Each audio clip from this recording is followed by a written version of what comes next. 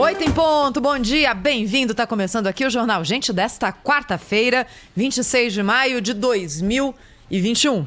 Bora lá, gente. Também no youtube.com/Rádio Bandeirantes Oficial para você nos acompanhar em áudio e vídeo, se assim preferir. Bem, eu tenho certeza que você, ouvinte da Rádio Bandeirantes, em algum momento já falou a seguinte frase: eu não aguento mais ouvir notícias sobre Covid.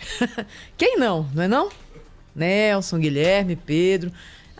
Eu também sou consumidora de notícias e consumidora em alta quantidade pela minha profissão e porque eu gosto também. E confesso que em muitas circunstâncias, às vezes falo, puxa, eu não aguento mais. De novo isso, Deus do céu. Blá, blá, blá. Então, se você, ouvinte da Rádio Bandeirantes, já pensou isso algumas vezes, imagine o quanto isso chega também para nós que trabalhamos aqui com informação, de ouvintes, de amigos, de familiares, de gente que cruza com a gente e fala, escuta, não dá para vocês trocarem o disco? Ai. A gente está tentando, até porque tem muita coisa acontecendo além da Covid. Mas eu acho que eu preciso estar aqui tranquila em relação ao meu compromisso com os ouvintes da Rádio Bandeirantes para dizer que vamos ter cuidado nesse momento, porque já existem alguns sinais claros de que a epidemia, a pandemia, está tendo um recrudescimento em alguns lugares do país agora. Eu não gosto dessa expressão terceira onda. Primeiro porque eu acho que ela põe um terror que talvez não se justifique, mas principalmente porque onda é alguma coisa que não está no nosso controle, não é? Você está ali no mar, sentadinho na areia, olhando as ondas. Se você estiver lá ou não estiver, a onda vai vir do mesmo jeito.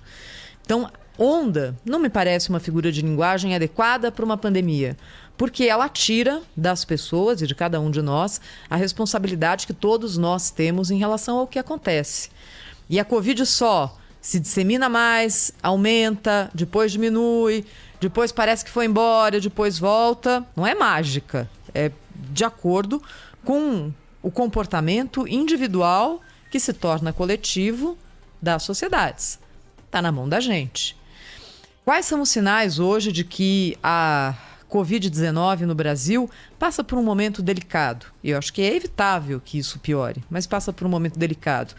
Primeiro, que o índice de contágio médio no país está acima de novo de 1.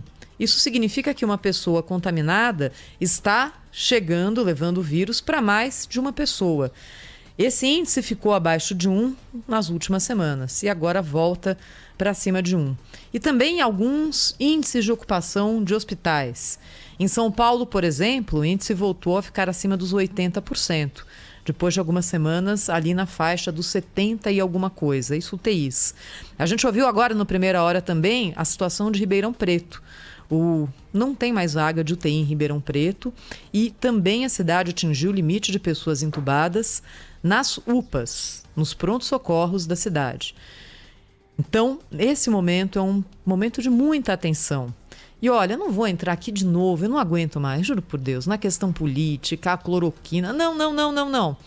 A gente vai falar sobre isso, é claro, ainda, mas o que eu queria chamar a atenção é o seguinte: de novo, a atenção se volta para o comportamento de cada um de nós, não é? E o quanto a gente pode fazer para evitar que esses sinais de recrudescimento da pandemia se transformem em sinais mais fortes.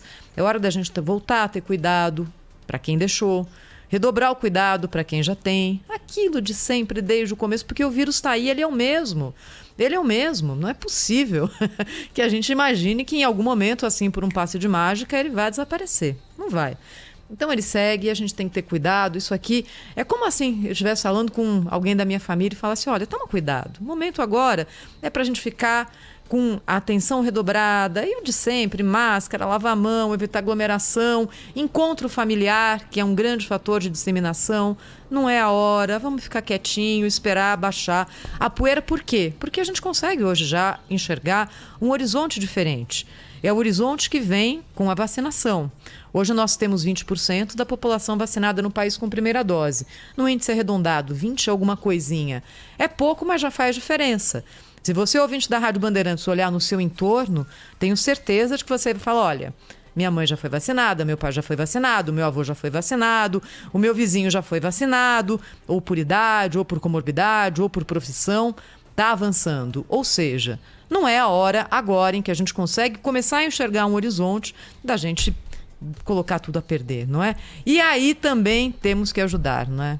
Com, por exemplo, um controle maior em aeroportos. Como é possível que um passageiro vindo da Índia, contaminado por Covid, tenha feito o voo, passado no aeroporto, ficado circulando, saído do aeroporto, e isso só foi ser descoberto depois. Aquele caso de um paciente, de uma pessoa que veio da Índia, fez escala no Catar e depois foi para o Rio de Janeiro. Não é possível que 1 ano e tanto depois de pandemia, hoje a gente não tenha conseguido um controle maior da entrada de pessoas que podem trazer cepas diferentes para o Brasil. 8h06, Cláudio Humberto, direto de Brasília. Bom dia para você, Cláudio.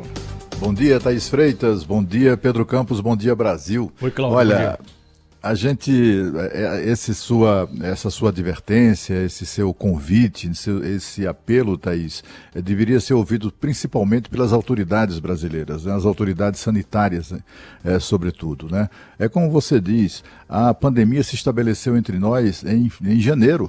Em janeiro, fevereiro do ano passado. Estamos em maio de 2021 e os governantes ainda relutam, ainda encontram meios de estabelecer controle sanitário, controle de chegada de pessoas que estavam no exterior, que podem trazer o vírus, como trouxeram lá atrás. O primeiro caso foi de um empresário que estava na Itália, era o epicentro da pandemia naquela ocasião na Europa. Ele chega no Brasil, não tinha ninguém no aeroporto para vem cá, o senhor estava lá mesmo? Como é que é? Tá com sintoma? Não tinha ninguém. E até hoje, nós estamos falando de casos que aconteceram de sábado para cá. E na sexta? E na quinta?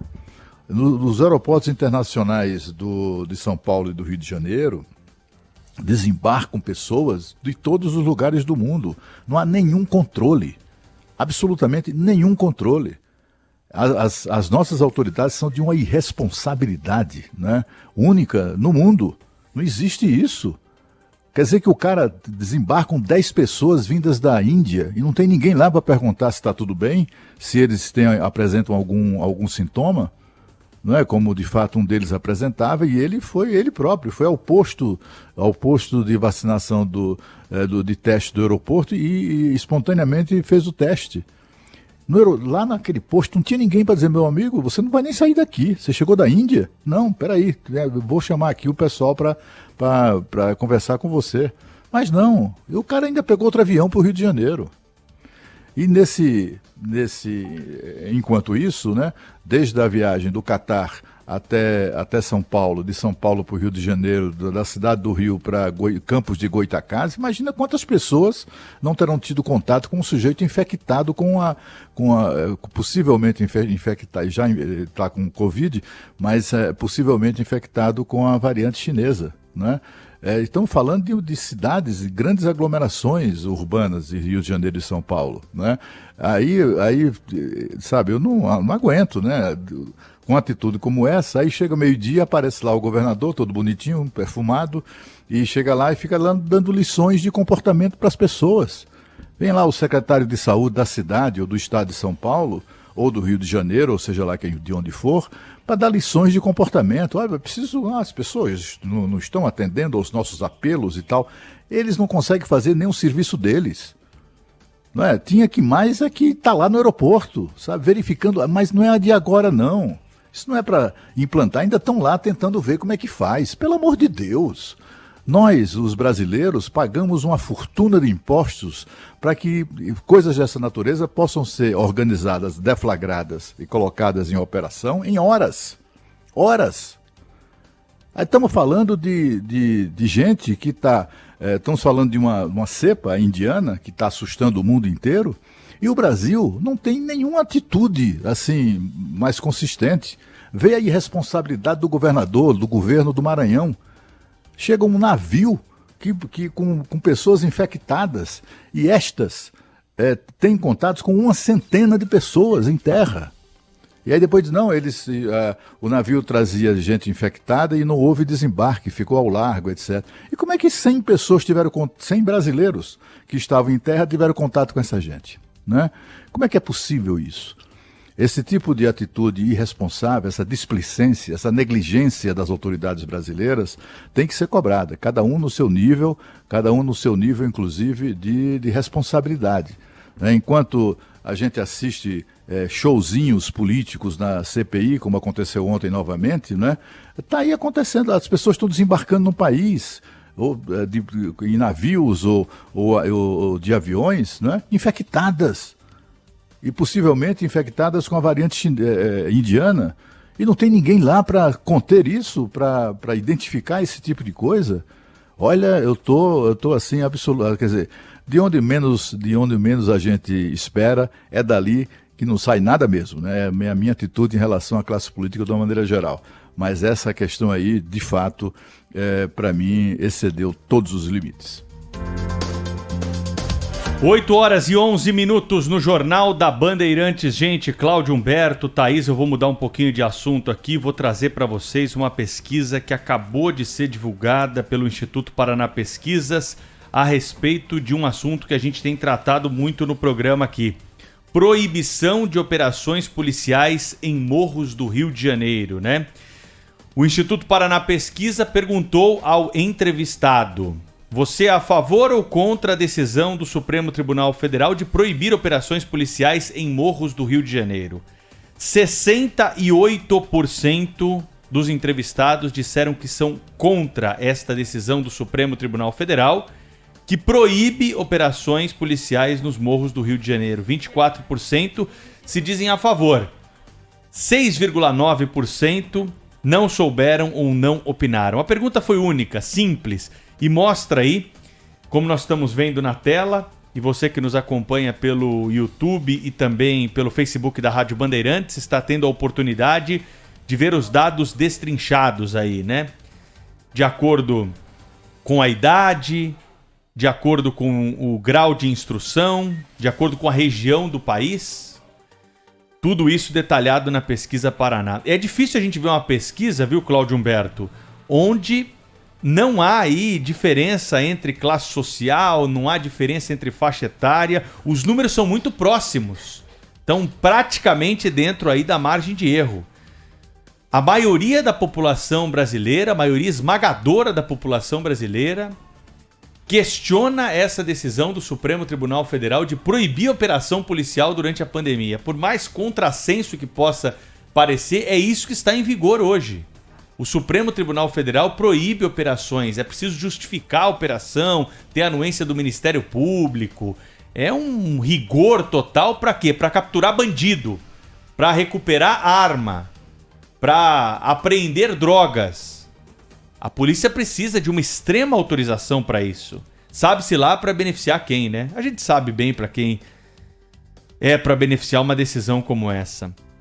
Nessa pesquisa do Instituto Paraná, nós tivemos aí 47% dos entrevistados do sexo masculino, 52% do sexo feminino.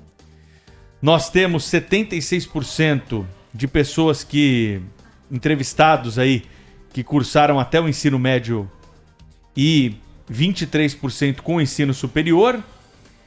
64% dos entrevistados fazem parte da população economicamente ativa, estão empregados, trabalhando. 35% não estão ativos, né, nesse momento. E aí depois a divisão por faixa etária, seguindo aí os critérios do último censo do IBGE da representatividade da população brasileira. Essa pesquisa aqui, Cláudio, Thaís, ela mostra o seguinte: ou a legislação está errada ou o Supremo está errado. Porque o anseio da população é por operação policial, é por caça de bandidos, é para evitar o fortalecimento do crime organizado. É para que nós tenhamos mais efetividade nas ações contra aqueles criminosos que nos colocam aí todos os dias numa situação de insegurança. O crime organizado fortalecido é a insegurança que você vive para sair de casa, com medo de ser assaltado no semáforo, com medo de autorizar o seu filho a voltar da escola de ônibus, a pé. aquela sensação de segurança que a gente tanto fala aqui. Enquanto nós não tivermos uma discussão séria no Supremo Tribunal Federal sobre os limites, né, que foram colocados para essa operação policial, nós vamos estar fortalecendo o crime organizado. Estamos vendo isso em operações que depois são desencadeadas pelos criminosos, enquanto a polícia pouco pode fazer. E quando faz é criticada, né, por aqueles que não apontam soluções para esse tipo de problema. Só se limitam a dizer que não é esse o caminho para combater o crime organizado, né? É uma guerra e cada vez vai ser pior. Quando a polícia tiver de agir, vai morrer mais gente. Porque o confronto vai ser muito mais importante do que é hoje. Vai ser muito mais letal do que é hoje. Os bandidos estão se armando, eles estão se aproveitando dessa brecha dada pelo Supremo Tribunal Federal, que na minha avaliação não tem amparo jurídico sustentável. Não há dispositivo na Constituição que proíba um policial de prender um bandido, e ponto final. E se tiver um dispositivo como esse, ele tem que ser derrubado imediatamente. É a coisa mais absurda que pode haver no combate ao crime, é impedir a polícia de combater o crime. E é isso que essa decisão do ministro Edson Fachin, do Supremo Tribunal Federal, tem feito. Tá aí a resposta da população nessa pesquisa do Instituto Paraná, divulgada aqui com exclusividade no Jornal da Bandeirantes Gente e, claro, agora aberta para repercussão em todo o Brasil. Quase 70% da população brasileira está pedindo: Supremo Tribunal Federal, queremos operações policiais, queremos que os policiais possam combater o crime, prender bandidos, apreender armas e apreender drogas. Essa é a resposta da população para esta decisão que muito tem motivado o nosso debate aqui no programa e também na sociedade brasileira.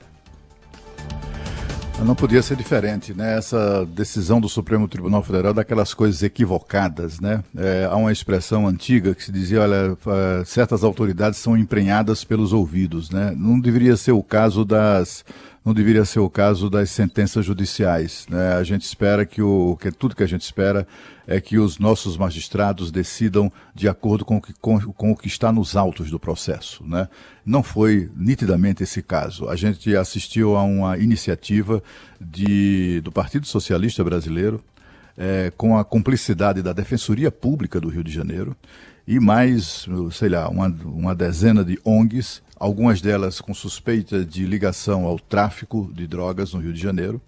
Eles todos entraram no Supremo Tribunal com esse pedido, com um pedido para proibir a polícia de subir nas favelas, de combater o tráfico, estando a população favelada, né, aprisionada sob a mira das armas desses bandidos. Por que eles se escondem lá? São pessoas pobres, são pessoas que não têm condições de se defender, e eles então as ameaçam. Lá é assim, se alguém entrar no radar deles como suspeita de ligação, de algum tipo de ligação com a polícia, se aquele cidadão que mora lá na favela tem um primo distante que é policial e o tráfico souber disso, vai lá e o mata, e mais do que isso, mata e agora esquarteja.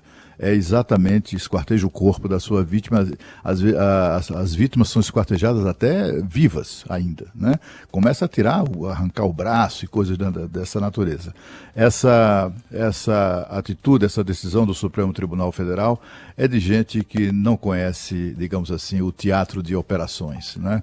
O procurador Marcelo Rocha Monteiro, numa entrevista que nos concedeu há poucas semanas, ele desafiou o ministro Edson Fachin, que é o autor dessa medida, a subir com a polícia, pelo menos uma vez, no cumprimento de decisões judiciais, né?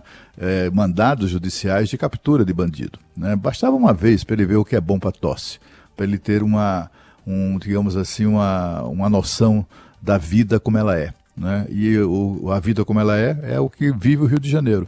São 1.500 e tantas favelas, todas elas dominadas por essas facções criminosas, e uma delas são as milícias, né? E as pessoas simplesmente estão há mais de um ano nessa situação, a polícia proibida de subir no morro. E aí, quando finalmente consegue uma autorização, após todo um processo complicado, tem que reprovar no sentido de provar novamente, né?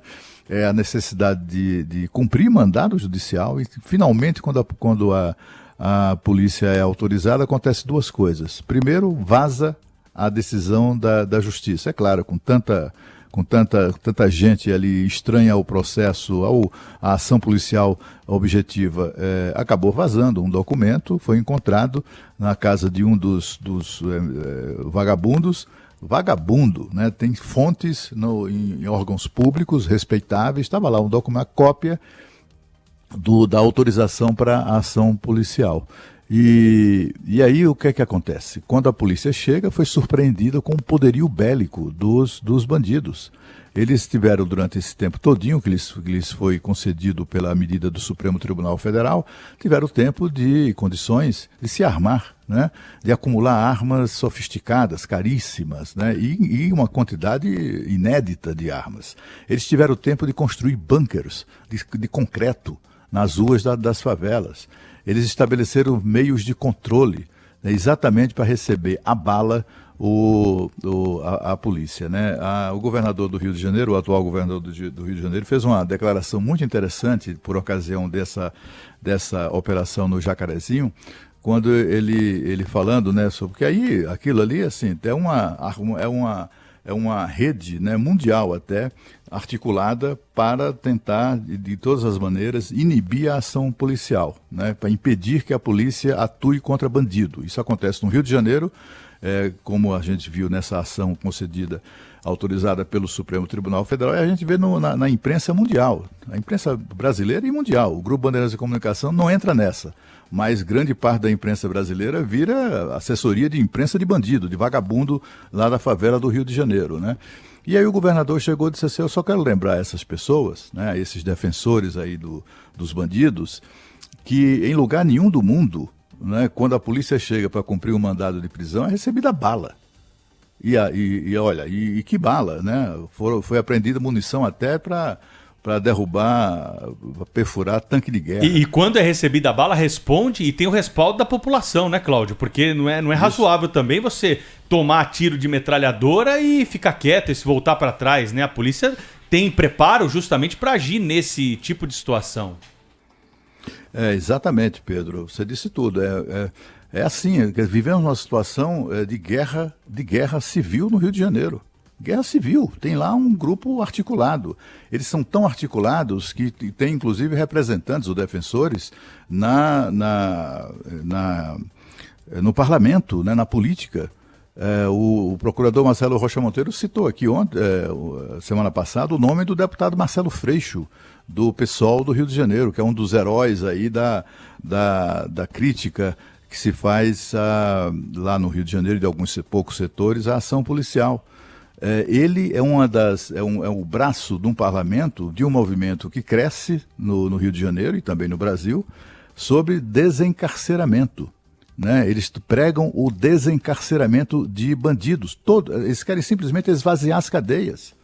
Quem é que está por trás disso? Quem é que será que financia uma campanha para abrir as portas da cadeia? Abrir mesmo, não é força de expressão. A situação chegou a um ponto, minha gente, que no fim de semana até recorri ao Pedro para me lembrar do nome do procurador lá do Rio Grande do Sul, que escreveu um livro notável sobre esse assunto, o Bruno Carpes, né? E aí eu fui comprar o livro dele pela internet. Aí botei lá, eu não tinha o título na cabeça, botei lá o tema, né, e tal. E fui tentando para encontrar a maior dificuldade, até coloquei desencarceramento, né?